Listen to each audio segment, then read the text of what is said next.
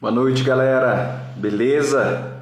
Gustavo por aqui, começando a convidar o pessoal, os atletas vulcânicos que já participam conosco das provas, enquanto vocês vão chegando. Grande abraço aí pro Cochise. Boa noite.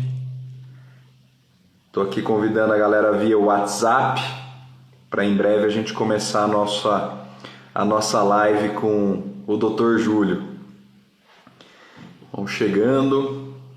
Luiz, o Assunção, Aline.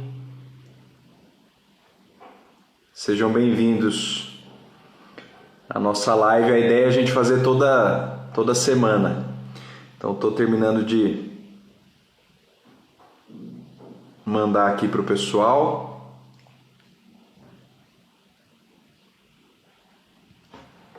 Maravilha. 016, grande parceiro no ano de 2021. Fred, Dr. Júlio já está posicionado também.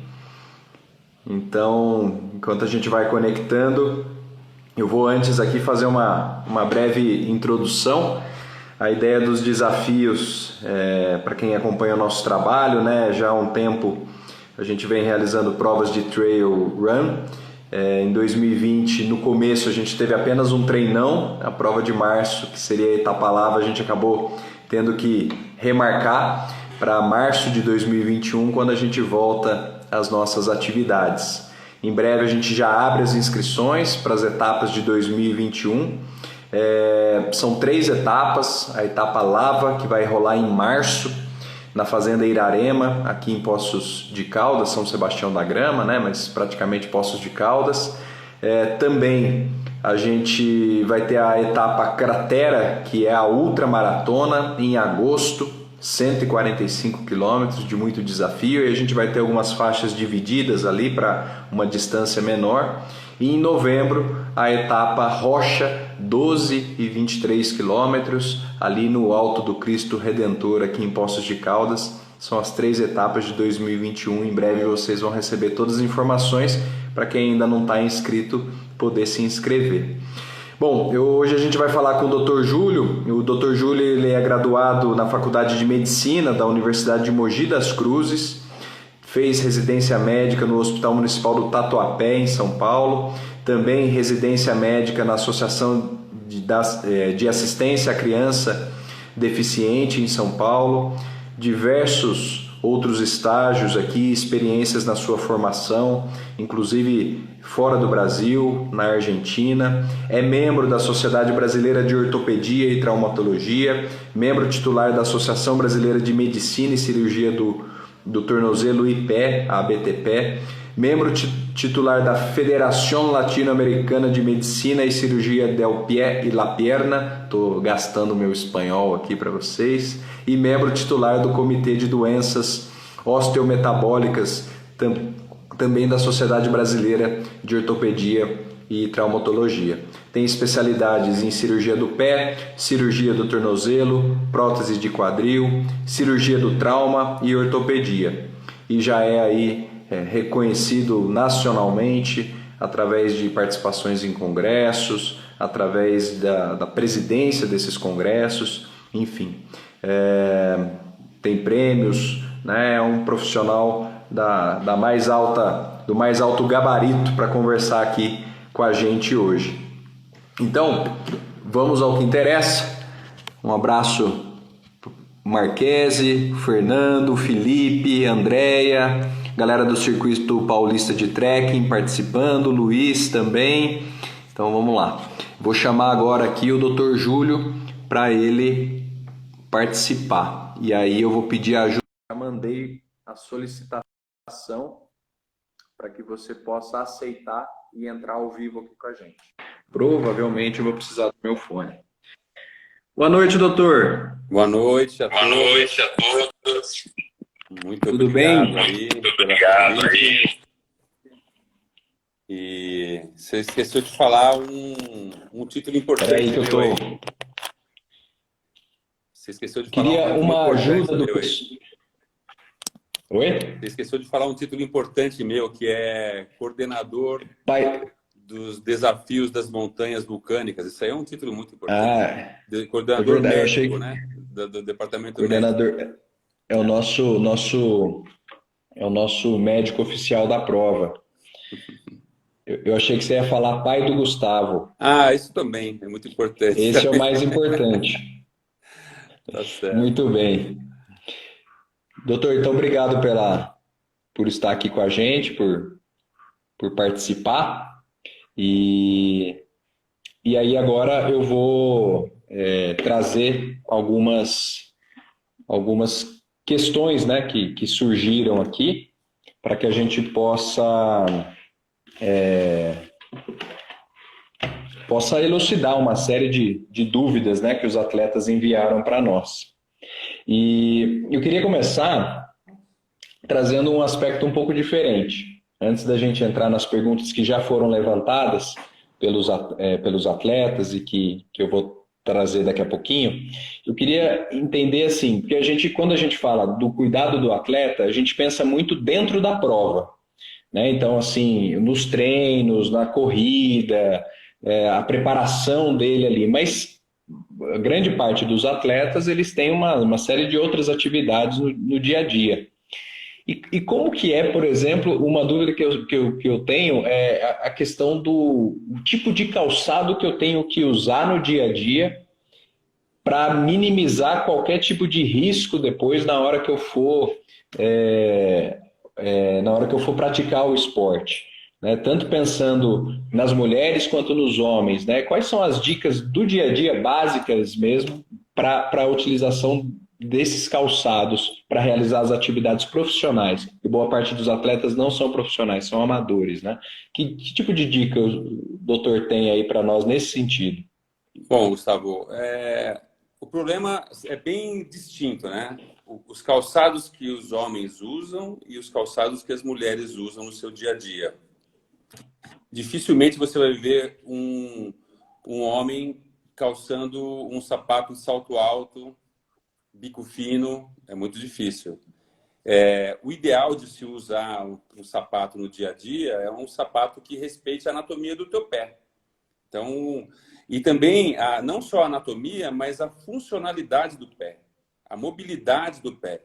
O pé ele tem que ser, vamos dizer, respeitado na marcha e até no ficar parado, porque não pode ser usar um sapato no teu dia a dia, que você vai fazer bastante, vamos dizer, atividade, que não respeite a anatomia do pé. Então, por exemplo, geralmente o homem dificilmente tem problema, porque os sapatos deles são mais largos, são sapatos mais anatômicos, né?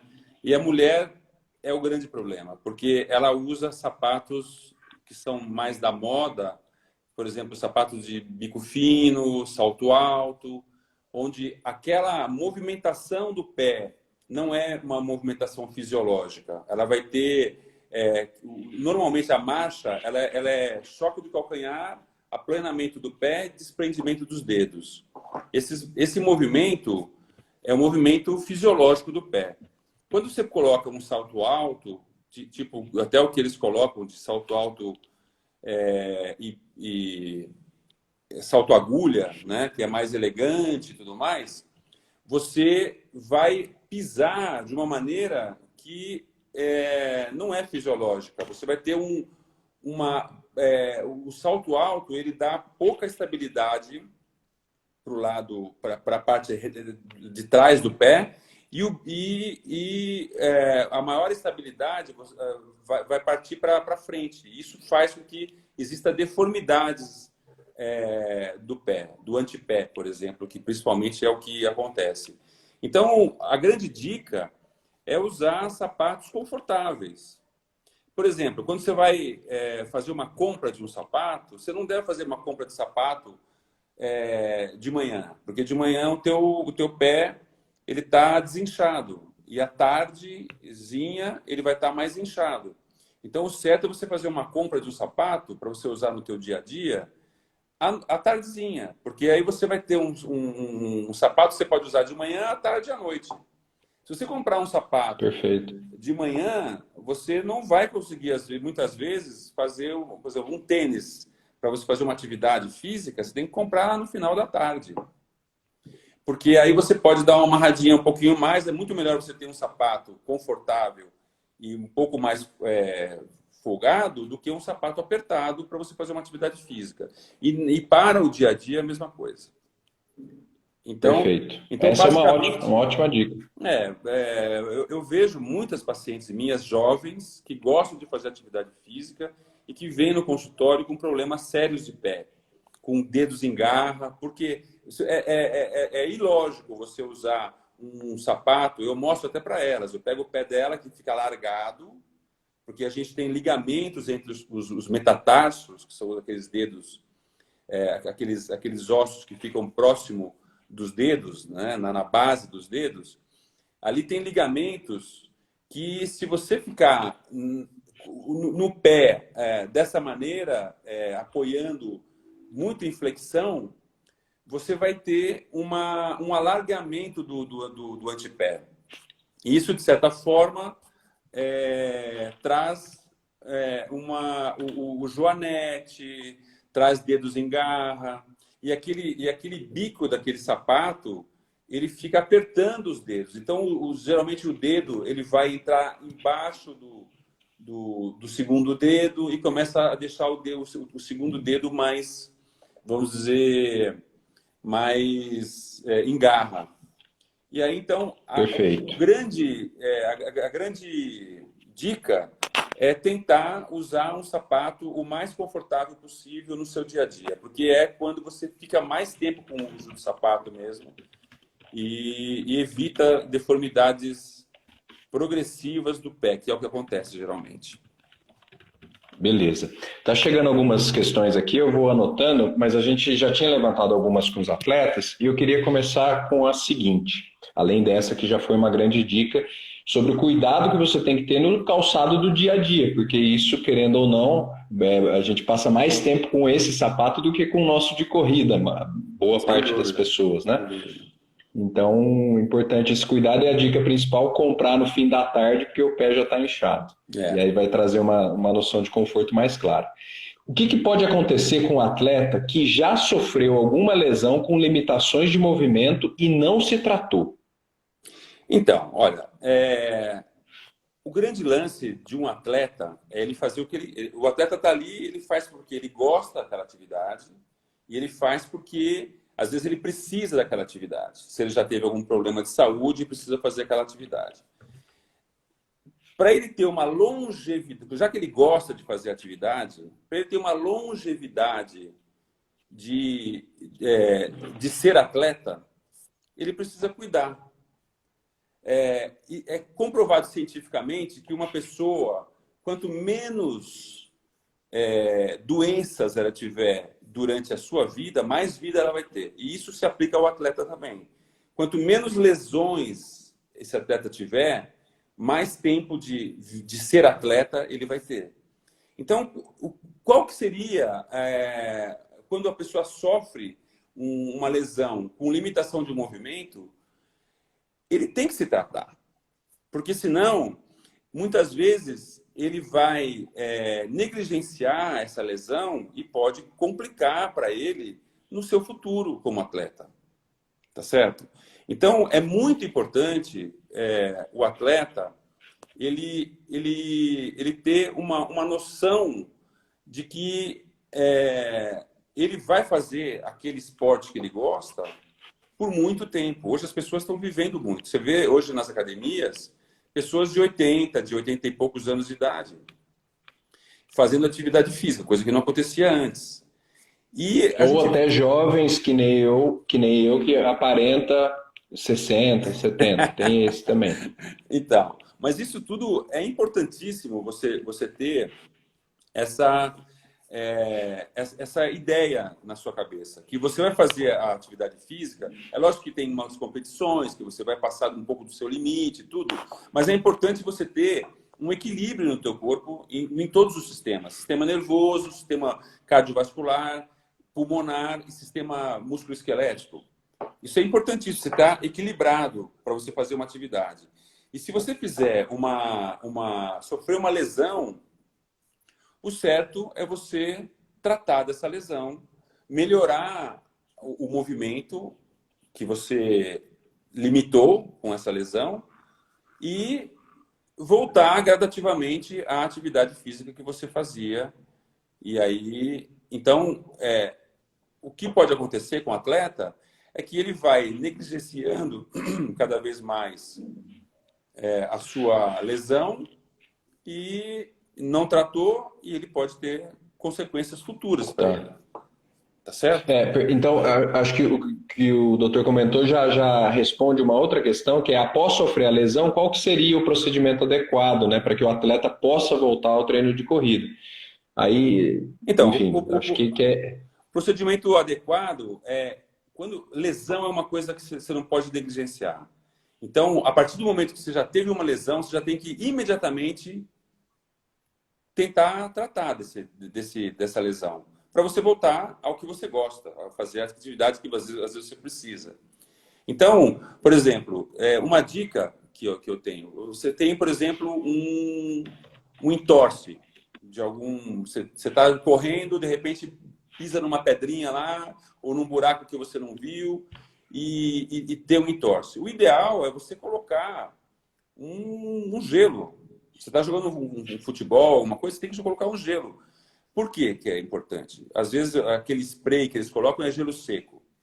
Porque existe quando você tem um entorse, o organismo ele vai aumentar o edema naquela região. E quando você coloca o gelo, existe quando você tem um entorse, você tem uma substância chamada prostaglandina, que ela é liberada no organismo e ela induz aquele local que teve o entorse, induz a aumentar muito o volume dali, vai fazer um edema.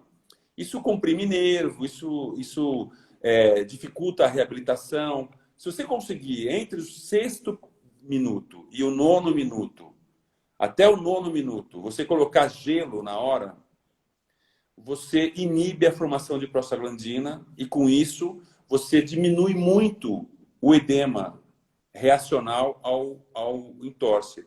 E isso vai te ajudar na reabilitação e na volta à atividade física. Perfeito. Isso é uma dica. Agora, existem outras coisas que você tem que fazer, porque você pode ter desde um simples entorse, de um simples estiramento muscular, até uma ruptura de um ligamento ou até uma fratura. Então, você tem que saber o que você está fazendo ali, lógico, e fazer e ter esse cuidado de tratar e de fazer a coisa certa para você voltar logo à sua atividade física. E aí, até pegando uma questão, a gente falou do entorse, após sofrer um entorse de tornozelo, a articulação ela pode ficar fragilizada e propensa a nova ocorrência? Pode. Olha, entorse de tornozelo é uma situação, às vezes, muito negligenciada. Porque você tem aquele entorse onde pode ter só um entorse simples, tudo bem, mas existem entorses que você pode ter ruptura de ligamento. O ligamento é uma estrutura importante para estabilizar o tornozelo. O tornozelo ele tem um movimento importante na marcha e na corrida, muito importante. E esse movimento que ele faz é um movimento fisiológico, tá certo? É o movimento ideal, é o movimento com estabilização, que aí você não tem lesões. Quando você tem um entorse, você fragiliza a articulação, porque você tem um estiramento de uma musculatura e muitas vezes você não chega nem a romper o ligamento, mas você pode deixar ele frouxo. E isso muda a sua percepção sensorial. Tá certo? Tá. A gente tem uma área no cérebro, que é o hipocampo, que mapeia toda a nossa percepção. Desde que você é pequeno, você vai jogando informações. Então, você entende do teu corpo. Você sabe como o teu corpo funciona. E quando você tem uma lesão de um ligamento, no tornozelo, a gente tem alguns ligamentos importantes que são na face lateral, você tem o ligamento fibrotalar anterior, o fibrotalar posterior e o fibrocalcaneano. Geralmente, o fibrotalar anterior, ele rompe mais rapidamente, mais facilmente no entorse, que é aquela bola que aparece na frente do maléolo lateral, que tem ali no tornozelo, que faz a pinça do tornozelo. Então, naquela região, se você tem uma lesão de um ligamento, tudo bem, ainda você pode tratar. Por isso que eu digo que às vezes não pode negligenciar o tratamento de um entorse de tornozelo, principalmente para quem corre. Porque você tem que ter o entendimento que pode existir um esgarçamento do ligamento ou uma ruptura. E isso vai trazer uma instabilidade articular. E, de certa forma, isso, se persistir essa instabilidade, você vai ter entorses repetitivos. Esses entorses repetitivos vão se tornando um problema, porque você vai tendo sempre o processo inflamatório, doloroso e, ao mesmo tempo, uma instabilidade articular, que não é muito boa para quem corre, para quem faz uma atividade física. Por quê? Porque vai dando movimentos anômalos para o tornozelo,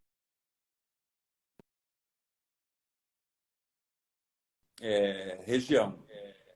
Entendeu? E isso, de certa forma, vai abreviar a vida útil do esportista. Entendeu?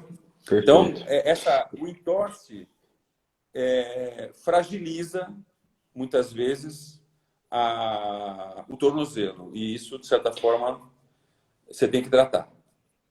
E aí, como que é a questão da preparação física? A pergunta é, a preparação física orientada, ela pode ajudar na prevenção de lesões? Sim. Olha só, a gente tem que entender o seguinte, são algumas coisas importantes para o atleta. O atleta tem que ter uma preparação física, isso é fundamental. Agora, antes da preparação física, ele tem que ter uma avaliação médica e uma avaliação física, para depois chegar na preparação física. Quer dizer, eu estou falando assim, uma pessoa que vai começar uma atividade, tá certo? Ele tem que fazer o quê? Ele tem que saber se o organismo dele tem condições de fazer aquela atividade. Nós estamos falando de um desafio de montanhas vulcânicas. É uma prova que você exige bastante do atleta. Você vai ter terrenos onde você vai ter asfalto, onde vai ter terra, onde vai ter terrenos acidentados, montanhas que sobem, que descem. Então, você tem que estar com o teu preparo físico, o teu sistema cardiovascular, o teu sistema músculo-esquelético muito bem preparado, tá certo? Então, o que eu aconselho para um atleta é ele conhecer o seu próprio organismo. Como é que ele vai conhecer? Ele vai fazer uma avaliação médica com um cardiologista, ele vai ver lá, vai fazer um teste de esforço, vai ver se o coração dele vai estar legal, se a pressão dele vai estar boa, se o batimento cardíaco dele vai estar bacana, se ele aguenta um pouco de esforço a mais, beleza. Terminou isso, fez a avaliação cardiológica, foi lá, viu a parte músculo-esquelética, preparou toda essa parte, aí ele vai passar com um profissional de educação física, tá certo? Ele vai fazer a avaliação física. Aí ele vai ver lá o índice de massa corpórea, tá certo? Ele vai ver a frequência cardíaca ideal para ele trabalhar e vai orientar o atleta qual é o limite dele, o que ele pode fazer e o que ele precisa fazer em termos, aí sim, de preparação física, que também é com o fisicultor, com o professor de educação física, para ele fazer um protocolo de ações para que o organismo dele seja preparado, tá certo? Para o que ele quer. Tá? Perfeito. Então, o nosso organismo ele reage de acordo com o estímulo.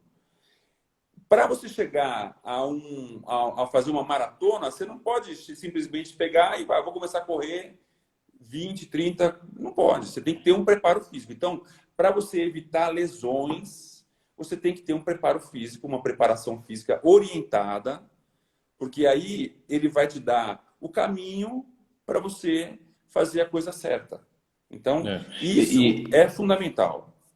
Perfeito. E a ausência dessa questão do condicionamento, da preparação, ela vai aumentar o risco de você ter mais lesões caso você não cuide. Isso aí é um fato, né? Porque assim, ó, o músculo, vamos pensar agora na parte ortopédica. O músculo, ele tem uma fibra muscular, tá? Que ela é tanto mais elástica quanto mais você trabalhar essa elasticidade. Tá certo? Então, por exemplo, eu falo assim, um cara que... para alguém chegar num nível, por exemplo, de um salto em altura, por exemplo. Um atleta de salto em altura. Para ele chegar a ter aquele salto que ele quer, aquele salto especial que ele quer, ele tem que trabalhar em cima do conhecimento de o que ele precisa para chegar a ter aquele salto. Então, ele tem que ter equilíbrio, ele tem que ter força, ele tem que ter resistência, ele tem que ter elasticidade. E aquele músculo, ele vai ter que...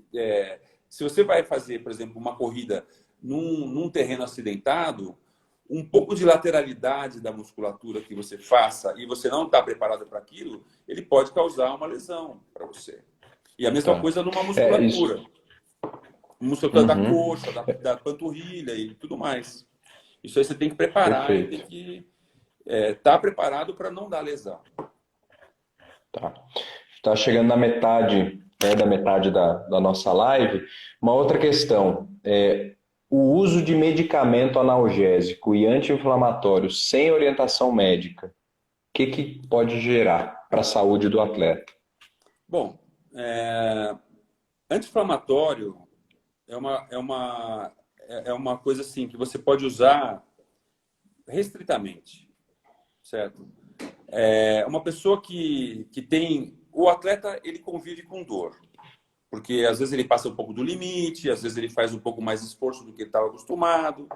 Se toda vez que ele tiver uma dor, ele, em vez de pegar por um gelo, fazer um alongamento, tirar um pouquinho, ele for tomar um anti-inflamatório, um analgésico, isso pode ser deletério para o rim dele, para o fígado. É muito comum acontecer insuficiência renal por uso indevido e constante de um anti-inflamatório, de um analgésico. Isso é uma coisa óbvia, né?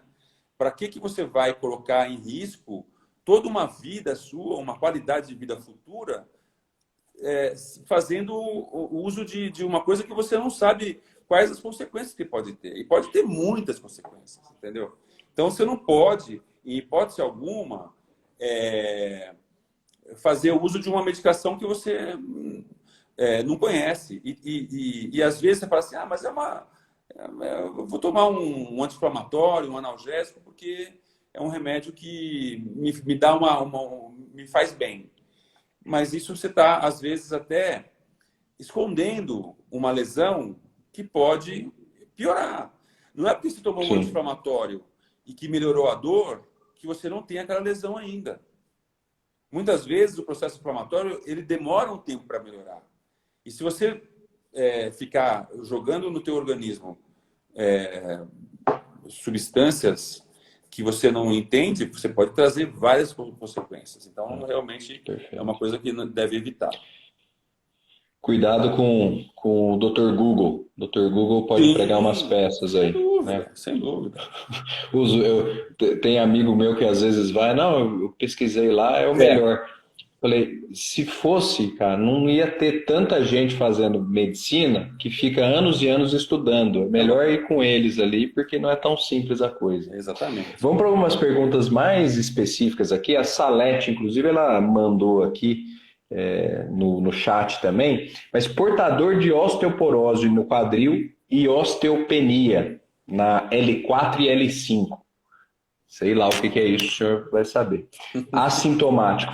Pode praticar atividades físicas, como corrida de asfalto ou trilha. Quais são as recomendações, né, para poder praticar e quais são as potenciais consequências nesse caso? Osteoporose é uma patologia que ela é, muitas vezes, muito, vamos dizer assim, o que é a osteoporose? É uma diminuição da densidade mineral óssea, tá? Então, ela é muito traiçoeira. Muitas vezes você não sabe que você tem osteoporose, ela não causa dor, muitas vezes, e você tem a osteoporose, tá certo? A mulher passa por muitas fases na vida que ela perde cálcio, tá certo? E ela pode chegar numa osteopenia, numa osteoporose. L3, L4 são as vértebras lombares, tá? L1, L2, L3, L4, L5 são as vértebras lombares. Geralmente estuda-se de L1, L4. E o estudo que ela deve ter feito é uma densitometria óssea, que vai medir a densidade mineral óssea, que é o que eu até peguei para você entender. Isso aqui é como se fosse uma vértebra. Dá para ver bem aí? Dá para ver, dá Então, para ver. Eu achei que era. Me deu fome porque eu achei que fosse um queijo. Eu não jantei. É um queijo suíço, bem. Mas isso aqui é realmente uma vértebra, tá? Então, essa parte aqui é a parte cortical e aqui é a parte medular. Você vê que ela tem uma cortical larga e ela tem um trabeculado bem bom, forte. Isso aqui é como se fosse uma vértebra normal, tá? Agora eu vou mostrar para você uma vértebra com osteoporose. Certo? O que é essa vértebra com osteoporose? Veja a diferença de uma para outra. Aqui está pequeno, mas vamos ler. Olha, veja como os furos são muito maiores, está vendo? Sim. Então, quem faz isso aqui é o cálcio, certo? O cálcio que é o responsável por fazer essas trabéculas aqui. E se você imaginar que aqui tem uma outra vértebra em cima e tem todo o teu corpo em cima, você vai ter essa vértebra, ela pode ter fraturas dela, microfraturas. E daí que começa a causar dores no corpo. Tá. Agora, a pergunta dela foi se ela pode fazer atividade física. Uma das ações mais importantes para você evitar ter osteoporose é fazer atividade física. O organismo, ele entende que quando você faz um esforço físico, ele não solta o cálcio do osso. Então, ele fixa o cálcio no osso. O cálcio tem várias funções, tá certo? Ele tem a função de ajudar na contratura muscular, ele tem a função de ajudar a carregar íons que estão em excesso em algumas células e estão em falta em outras. E ele é o responsável por estruturar todo o nosso esqueleto. Tá. E onde tem cálcio reservado no nosso corpo? É no osso. Entendeu? Se você é uma pessoa que não faz atividade física, o que vai acontecer? O organismo entende que você não precisa de tanto cálcio no teu esqueleto. E quando ele precisa para fazer uma contratura muscular, ele tira de onde tem o cálcio, que é na reserva, que é onde tem o osso. Você entendeu? Então, uma coisa que é uma coisa importante. Eu estou fugindo um pouquinho só para entender. Mas o que ela perguntou se ela pode fazer atividade física. Ela pode. Mas ela tem que tratar também da osteoporose. O tratamento da osteoporose não é uma coisa que aparece assim, ó, eu vou te dar um remédio hoje, amanhã você já está boa. Você vai ter que fazer um tratamento longo, tá certo? Que vai precisar tomar cálcio, vai precisar tomar vitamina D, vai precisar fazer tomar sol, vai precisar tomar um risidronato, alguma estrutura para poder fortalecer o osso. Isso demora para acontecer, porque a osteoporose, como eu falei, ela vai minando gradativamente a qualidade do osso. Isso é por anos e anos e anos. A mulher ela vai perdendo cálcio desde os 30 e poucos anos de idade. Se ela faz atividade física, ela vai resguardando aquela atividade, aquele cálcio que ela está tendo. O cálcio. O cálcio vai formando uma reserva a mais do que até ela precisa. Entendeu? Então, o que ela precisa fazer? Atividade física é ótimo, mas ela não pode negligenciar fazer atividade física de muito estresse. Então, por exemplo, uma corrida vulcânica com uma osteoporose, é meio complicada, porque ela vai forçar muito a estrutura do osso. E as trabéculas ósseas, elas estão enfraquecidas. E aqui na região do quadril, você faz muito esforço na corrida. Tem impacto. Sim. Então, você tem que fazer um trabalho para ir melhorando a tua osteoporose e depois você fazer tudo o que você quiser fazer. Mas você tem que tratar. E osteopenia é uma fase da perda de massa óssea antes da osteoporose. Tá certo? Então... É um indicativo, existe, assim, se você pegar uma vértebra normal, ela é normal. Se você tem um pouco de perda de massa óssea, ela tem osteopenia. Se você tem muita perda de massa óssea, você tem uma osteoporose. Você entendeu? Tá. Então, ela tem osteopenia em L3, L4. Quer dizer, se ela começar a fazer uma atividade física legal, ela vai começar a fortalecer esse osso. Se ela fizer um tratamento legal com usos de medicações e tudo mais, e algumas orientações alimentares, tudo, ela vai, com certeza, melhorar desse quadro. A osteoporose tem cura, tá certo? Tem cura. Você melhora a osteoporose, você ajuda a pessoa a ir ganhando densidade mineral óssea, e você vê através da própria densitometria óssea, né? Que você faz anualmente. Perfeito. E você vai vendo que aquele tratamento que você vai fazendo, você vai melhorando. Então, isso para ela, não sei se eu consegui ser tão objetivo, mas era uma coisa importante de se falar. Não, perfeito. Já vamos indo para as últimas perguntas, aí algumas mais diretas. Sua opinião, né? O que você tem a dizer sobre infiltração no joelho, né? Então, infiltração do joelho é uma exceção, tá certo? Se a pessoa ela tem uma artrose, vamos dizer que uma pessoa de mais idade, tá certo? Se ela tem um desgaste da cartilagem e se ela tem dor no joelho, você pode fazer uma infiltração, mas não é com corticoide, tá certo?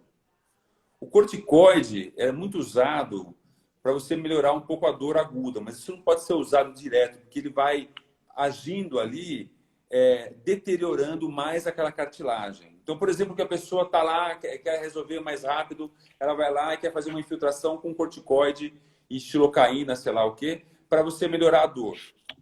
Isso pode ser usado, tá certo? Mas isso não é uma coisa constante que você pode fazer.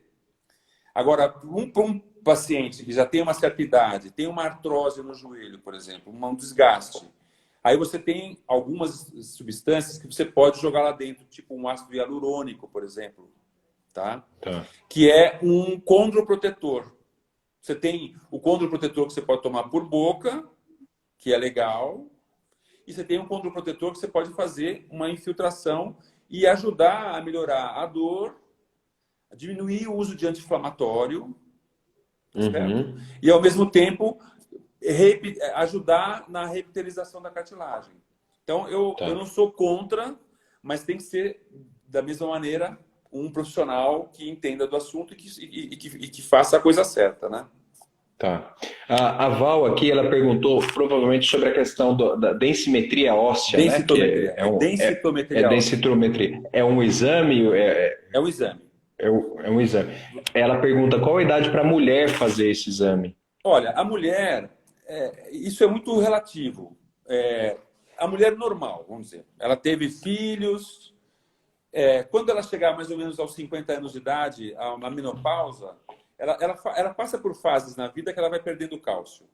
Então, quando chegar mais ou menos aos 50 anos de idade, 50 e poucos anos de idade, ela pode fazer uma densitometria óssea para saber como é que está a sua densidade mineral óssea. Se a pessoa, veja bem, osteoporose é bem complexa. Não dá para a gente conversar muito. Sim. Mas, assim, por exemplo, a mulher passa por fases da vida que ela perde muito cálcio. Quando ela tem a gestação, ela tem 9 meses que ela vai doando cálcio para o filho, tá certo? Depois ela vai amamentar. Hoje em dia, como a osteoporose é mais, vamos dizer, é mais estudada, antigamente não tinha muito idoso, né? A pessoa morria com 40, 50 anos de idade e não chegava a ter osteoporose. Hoje em dia, a pessoa vai a 90, vai a 100 e ela vai ter osteoporose se ela não tiver alguns cuidados. Então, a mulher, ela passa por essas fases, ela vai perdendo cálcio. Então, se a pessoa, por exemplo, tem vamos dizer, uma patologia, tipo uma hipertensão, e ela toma diurético, ela vai esfoliar cálcio. Então, ou se ela tem uma patologia, tipo uma artrite reumatoide, que ela toma muito corticoide, por exemplo, e ela tem uma qualidade óssea muito ruim, já aos 30, aos 40. Então, você pode fazer uma densitometria óssea antes dos 50 anos de idade. E depois você faz assim, cada 5 anos, cada 4 anos. Agora, se você tem osteoporose, já na primeira, que você já tirou, aí você pode fazer anualmente ou coisa parecida. Menos do que 1 ano não adianta fazer, porque não resolve. Porque o tratamento você vai ter que fazer de ano em ano mesmo. Você vai tratando direitinho. Entendeu? Então, a densitometria é isso aí. Vamos aqui para outra questão que chegou. Dica caseira para tratar tendinite no tornozelo. Tem alguma? Tem. Dica caseira seria você fazer a tendinite de tornozelo, você tem que fazer gelo, né? Gelo é o ideal, né? O gelo, a crioterapia, ela é importante vamos dizer, na dor e no edema. Se você tiver um pouco de edema e já passou da fase aguda, das 72 horas, você pode fazer um banho de contraste, que é quente e frio, tá certo? Que dá para fazer. Uhum. E alguns exercícios de alongamento. Tomar a medicação anti-inflamatória não é para fazer em caseira, senão eu vou estar desfazendo o que eu falei. Tá certo? O que falou antes, perfeito. Mas assim, uma tendinite, se ele já tem esse resultado com um profissional que falou que é uma tendinite mesmo, basicamente é isso daí. É você evitar de usar calçado inadequado, né, apertado, e fazer gelo e isso aí, mas basicamente. Perfeito. Uma outra dica caseira é pegar o celular. Foi a pergunta do Fred, como eu tenho amizade com ele. Vou falar, outra dica é você pegar o celular, ligar para o consultório do Dr. Júlio e marcar uma consulta para ver se está tudo certo. Com certeza. Você faz de casa e depois vai para lá. Fascite plantar. O que você tem a dizer sobre fascite plantar? Bom, a fascite plantar, ela acontece principalmente em quem tem pé cavo, né? Pé com a curva maior, né? Então você tem uma fascite plantar, porque você tem um apoio onde o pé, você apoiando, a fascia plantar ela fica na parte de trás, de baixo do pé. E o arco, quando você tem, você está pesado, por exemplo, você está obeso e você tem o pé cavo, você pode causar um estresse na fascia plantar e dar uma fascite plantar, tá certo? Tem outras ocasiões que isso pode acontecer. A pessoa que anda muito descalço, com um sapato inadequado, você pode fazer. O tratamento, ele perguntou sobre o tratamento, é isso? Falou para comentar, mas eu acho que... Bom, para evitar a fascite plantar, você tem que fazer uso de um calçado que tenha um pouquinho de amortecimento, tá certo? Que não tenha tanto impacto. Você tem que fazer alongamento do Aquiles para tirar um pouquinho da pressão em cima da região do calcâneo, tá certo? Fazer, por exemplo, de manhã, alongar o teu Aquiles, o teu tornozelo, fazer um alongamento, fazer um pré-aquecimento. Isso tudo é importante. Agora, a fascite, você tem palmilhas que você pode usar. Se você tiver um arco muito pronunciado, você pode usar uma palmilha que dê um apoio no arco, para você evitar esse movimento de queda do arco que vai fazer com que a fáscia fique bem esticada. Então, exercício de alongamento ajuda muito, né? E esse tipo de uso de calçados adequados. Uma coisa que me ajudou, eu tive fascite plantar há um tempo, e aí por recomendação do doutor, eu tinha pezinho em casa e ficava fazendo massagem. Isso, né? Isso ajuda a aliviar. Você pega uma garrafinha dessas de Coca-Cola pequenininha, põe uma água gelada. Em vez de você Sim. ficar com o pé para cima vendo televisão, você pega e faz realmente esse movimento. Isso ajuda bem. Perfeito. Na corrida de trail run, né, corrida de trilha, o solo ele é muito Irregular. irregular, né? O que pode ajudar, assim, qual que é o maior cuidado na pisada do atleta? O que pode ajudar ele a melhorar essa pisada? Lógico que tem a prática, mas dicas do doutor aí, o que ajuda nessa questão? Olha, a estabilização do tornozelo é melhor você fazer na parte de trás. Evitar de você andar, de você correr apoiando a parte da frente do pé. Porque você vai ter menos estabilidade. Você está falando, a parte de trás do pé, do calcâneo, ela tem que ser tocada primeiro. Porque você vai estar no mesmo eixo da tíbia. Certo? Então, você vai pegar, por exemplo, uma descida. É complicado você ir só numa descida que tenha terreno acidentado, bem certo. Sim. Se você ficar andando, indo para pisar com a ponta do pé, você vai ter muito mais, vamos dizer, muito mais chance de ter um entorse do que se você for com a parte de trás do pé. E nós temos hoje em dia alguns braces, né? Algumas tornozeleiras que são estabilizadoras. Se a pessoa tem uma certa dificuldade e corre o risco, você pode usar um estabilizador do tornozelo, que é bem confortável e ele faz às vezes do ligamento. Então, se você tiver algum entorse pequeno, ela segura vamos dizer, essa tornozeleira, né? É um protetor ortopédico que você coloca, que é de tecido e que tem como se fossem umas bandagenzinhas que vai te dar uma estabilização do teu tornozelo. Para uma prova longa e que tem terrenos acidentados, é interessante você usar, né? Não para o dia a dia, mas nesse caso, sim. Teve uma pergunta aqui, eu não sei se aí você que me diz. Os corredores sempre têm que tomar colágeno e vitamina D? Não. O colágeno ele é interessante ele é um condroprotetor. Ele faz parte da molécula que faz a cartilagem. Tá certo? Então, o colágeno e a vitamina D é interessante para musculatura, tá? Então, se você tomar uma quantidade interessante de vitamina D, você protege bastante a tua musculatura, tá? E ao mesmo tempo, o colágeno, ele ajuda, ele é um condroprotetor, tá? Ele não evita.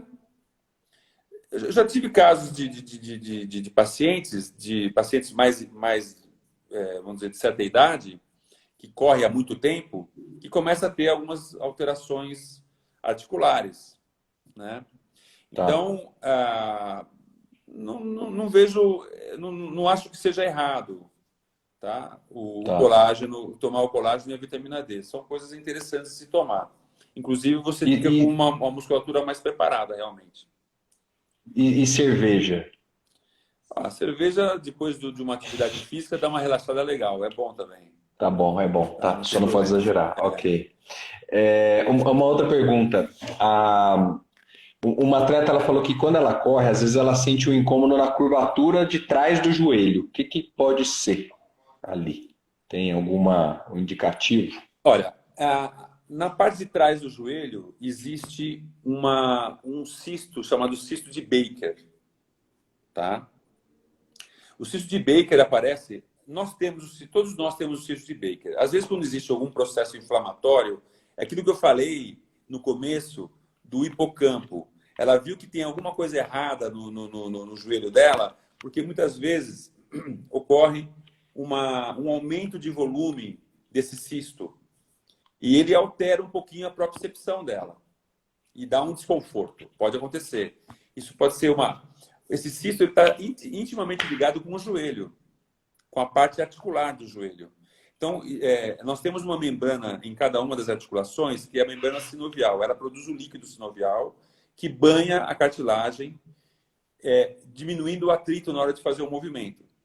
Se existe um processo inflamatório, tá certo? Ele pode aumentar o volume dessa sinóvia, dessa membrana sinovial, ela pode produzir mais líquido, e esse líquido, por um pertuito, aumentar o volume do cisto, que fica na parte de trás do joelho dela. Tá certo? Tá. Isso pode ser um dos motivos que ela está sentindo algum desconforto. Que às vezes ela forçou um pouco mais o joelho, formou um pouco mais de aumento de volume desse líquido sinovial e aumentou o volume do cisto que fica na parte posterior do joelho. Tá certo? Então, basicamente, pode ser isso. E pode ser outras coisas, mas o mais comum é isso aí. É o cisto de Baker ou cisto poplíteo, na região poplítea. Perfeito. Muito bem. Vocês viram que a gente está bem servido de médico na nossa prova, né? O doutor nos acompanha em todas as provas dos desafios e vai ser assim também em 2021, quando a gente retomar. Uma última pergunta. Colágeno ou o C2 para articulação ou glucosamina? Qual a preferência? Então, isso aí é muito relativo, é muito pessoal e às vezes até meio controverso. Tem colágenos, o C2 é um colágeno tipo 2, né? 40 miligramas, né? É um colágeno interessante, eu gosto do colágeno do C2.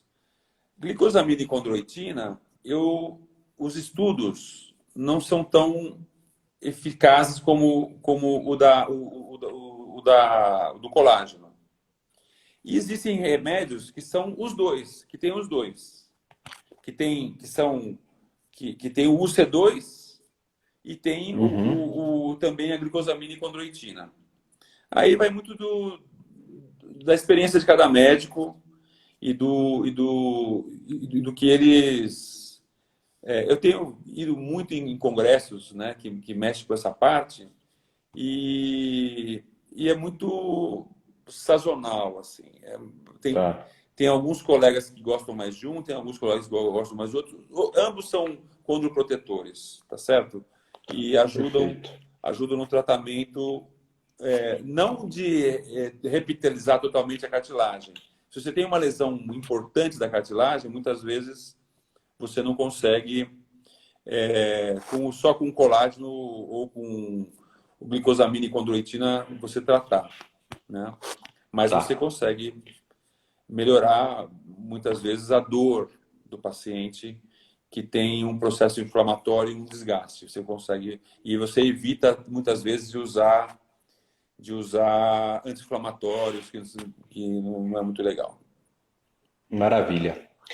Doutor, nosso tempo está acabando, que o Instagram ele limita o tempo, mas respondemos acho que todas as perguntas que surgiram, tanto anteriormente quanto aqui na live. Se não respondemos, peço desculpas e deixo o convite para acompanhar o trabalho do doutor, né? O perfil dele é Dr. Dr., né? Júlio Falaschi. Aqui na live vai estar marcado, na divulgação também está marcado, que lá também tem várias dicas aí para o dia a dia, que pode ser bem dicas úteis para o atleta também. Agradeço bastante a disponibilidade e para nós é um prazer tê-lo como médico oficial dos desafios. Não, o prazer em 2021 estaremos lá.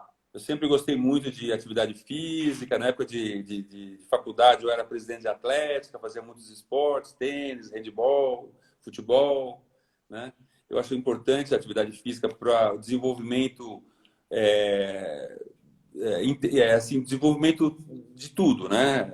Na vida a gente precisa ter, e o importante é você, em todas as fases da vida, você fazer uma atividade física, que isso traz muito benefício. Eu falo para os meus pacientes que atividade física é como se fosse uma poupança de saúde. Então, é importantíssimo você manter uma qualidade física, porque isso vai refletir no teu futuro, vai refletir muito bem. Nós estamos vivendo muito mais, né?